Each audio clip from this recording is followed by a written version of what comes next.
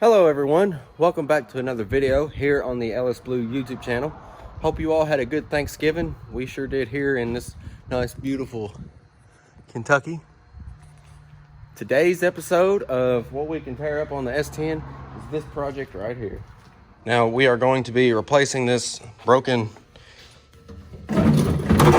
fuel tank with this nice fuel cell from Jegs. This is a plastic 16-gallon tank from Jegs. It was about $200 something with the sump on the bottom. You can get it a little bit cheaper without the sump, and the fitting is right here. But I went ahead and got the one with the sump because it's the way this one is. I've already got it cut out for a sump, and it's a little bit better in my opinion. And I also bought these brackets, and this is a very nice unit from just looking at it. This is like super nice, and the one on the old tank is a pain in the butt to take off. So we're going to be working on installing that. It comes with 8 AN fittings, and the ones that I have are 10 AN fittings. So I'm going to have to get new fittings for the feed line and the return line. So we'll be waiting on that. But we are also going to be bed linering finally this ugly all that. I've got some bed liner in the car, and we're gonna get busy sanding down and bed lining. So let's get to it.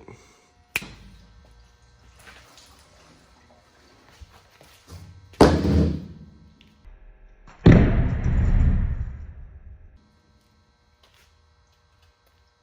I got gas all over my foot. I'm telling you, I had a good gas leak. Oh my God. Come here. Look. Focus camera here. See the crack? Right in the weld.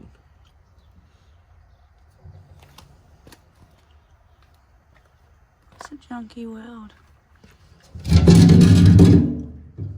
Don't buy cheap fuel cells from eBay. Side by side, 16-gallon versus the 20-gallon eBay, 16-gallon Jegs, 20-gallon eBay. So this will be a very, very nice upgrade. I'm also going to wire this in so I'll have a fuel gauge. I will leave part number for the brackets and the tank. So if you want one, you can grab one. The door is just buttery. It feels such good quality. That, and then it feels perfect. And bulkhead fittings. One of these comes off. These little rubbers.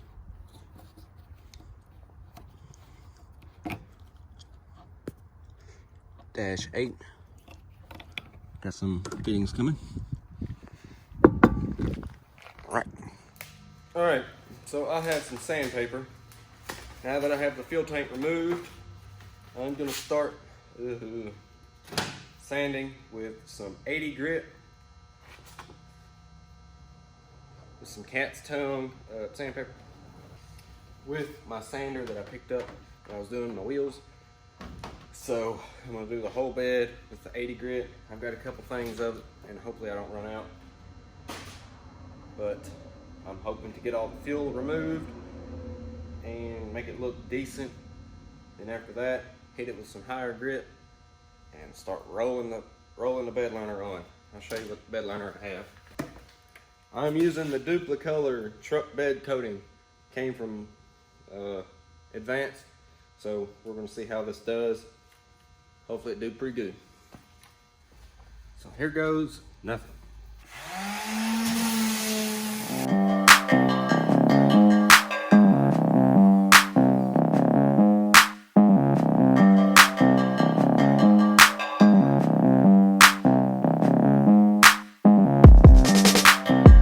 Word to the wise, if you're going to do this,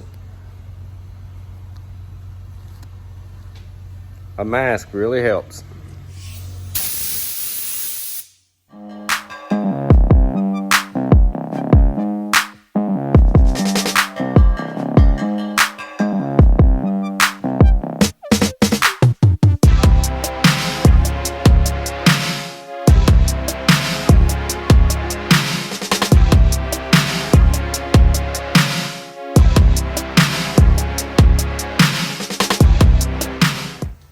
making decent progress. I've got all the ridges sanded down. I've got some of this sanded down here, and the fender well, that one kinda.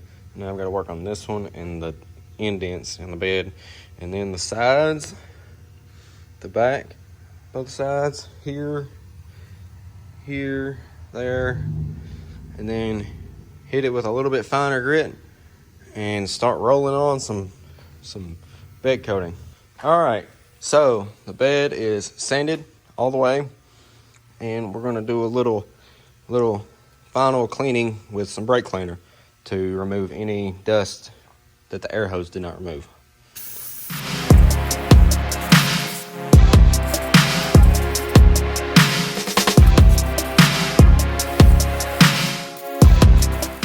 And for that part, we're gonna put some brake cleaner on a rag.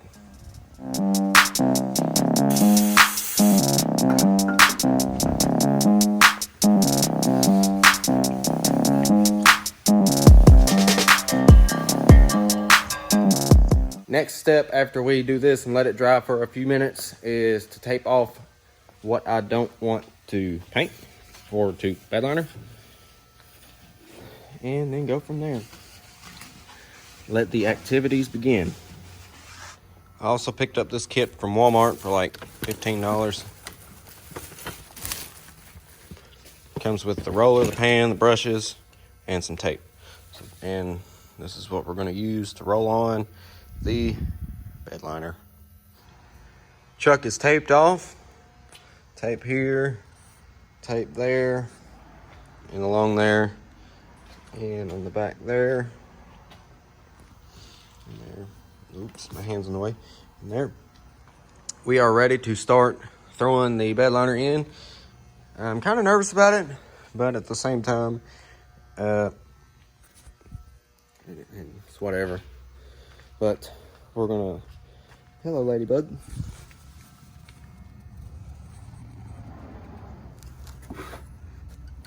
Hard to do one-handed. But not impossible. Nothing is impossible. Ew. All right. This stuff kind of smells weird. So what we're gonna do is we're just gonna pour this, just pour it. Kidding. Let me get a screwdriver to mix this up with, and we'll begin. Here's our pan. 2 rollers.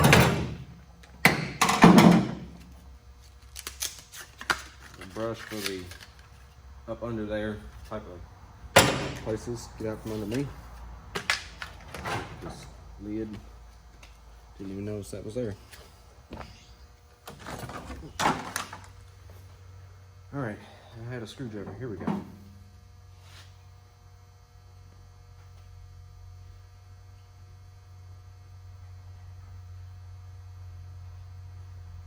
Sacrificial screwdriver. A little stir. Oh wow, that's thick.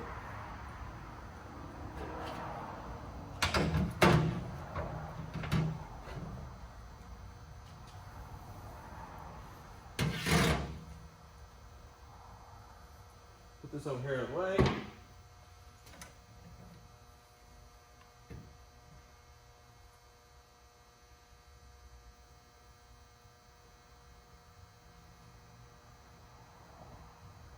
Wow, that was half a gallon.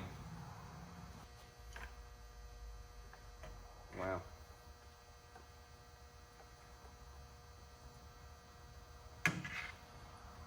We're going to do a thin first coat and then a thick second coat. So here goes nothing.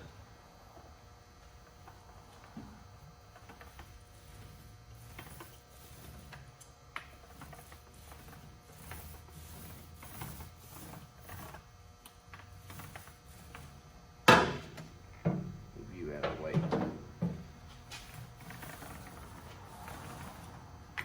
So I am a beginner. I do not know what I am doing.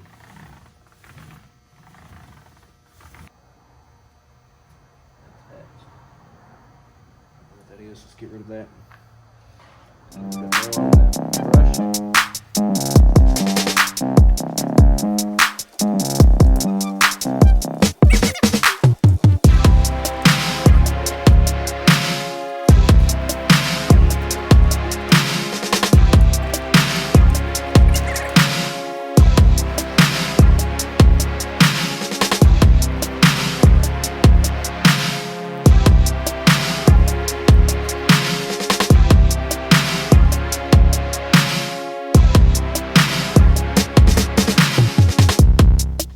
So I'm about halfway done with the first coating, and so far I'm very pleased with it.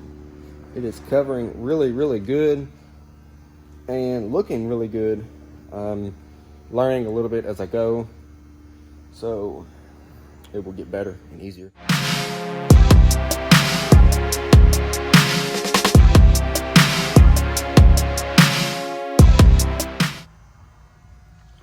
This is the first coat. Almost complete. She's getting up under the up in there places.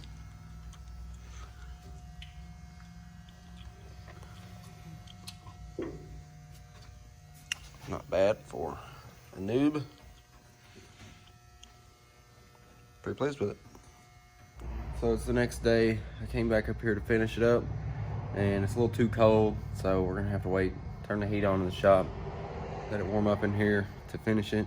So that'll be another, it'll be a part of another video, but that's gonna be all for this one. Thank you guys for watching. Make sure you click thumbs up, drop a comment, share, subscribe, and we'll see it.